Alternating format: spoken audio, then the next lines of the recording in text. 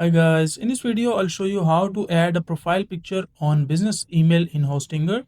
So make sure to log in your Hostinger account, and after that you cannot change it from this email section inside the Hostinger. So what you need to do is just connect your business email with your Google account inside this section, and once you connect it you will be able to change it. Now how you can connect it, simply go to the Chrome browser and you can just click on add account if you have already logged an account. Otherwise you can just directly log in a new account and just click on create account for my personal use.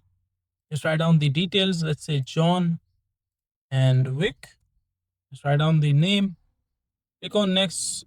Just add the details, make sure to write down the same date of birth and the gender that you have added into your business email. So just click on next, and once you are at this page, so you will see an option like use your existing mail. Make sure to not enter anything, just click on use your existing mail, and they will ask you to enter your email address. Just go to the Hostinger, and inside the email section I do not have any premium email, but if you have a business email, so you will see a list of the emails inside this. Just copy the email address, paste it into this section, and just click on next and select your password as well, and your email will be created and linked with your like this business email.